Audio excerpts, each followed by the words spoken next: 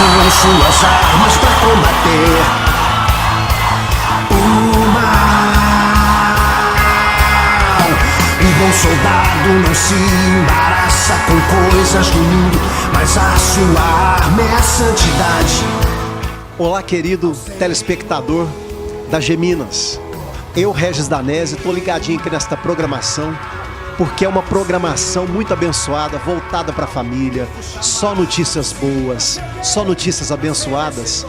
E eu estou muito feliz de poder estar aqui em Guaxupé.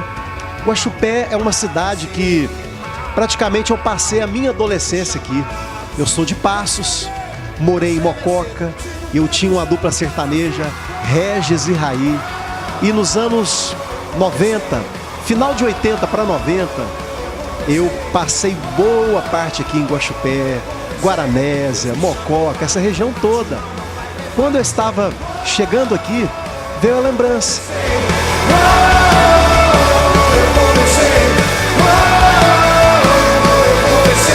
Deus me chamou para o combate, o mal não vai prevalecer.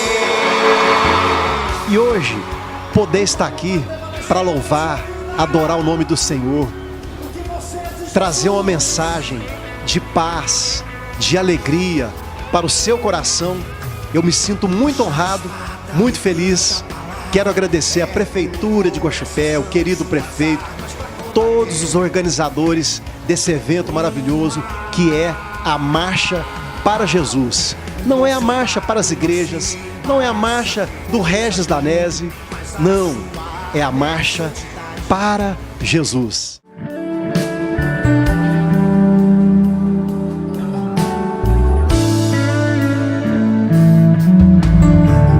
Palavras pra te agradecer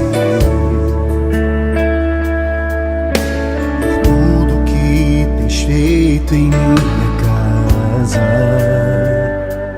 Que Deus abençoe ricamente a sua vida. E eu estou preparando uma música nova. Eu falo muito de amor nas minhas canções. E estou preparando uma música nova. Vai ser lançada agora na internet, em todas as plataformas digitais, no YouTube. O nome, Quem Ama Cuida. Presta atenção. Quem ama não machuca. Quem ama, cuida. Cuide bem do seu amor.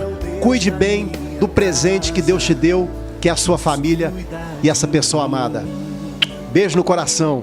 Cuida da minha casa, cuida da minha família, cuida dos meus filhos e de tudo que é meu. Cuida da minha casa, cuida da minha família, cuida dos meus filhos e de tudo que é meu. Cuida da minha casa, cuida da minha família, cuida dos meus filhos e de tudo que é meu.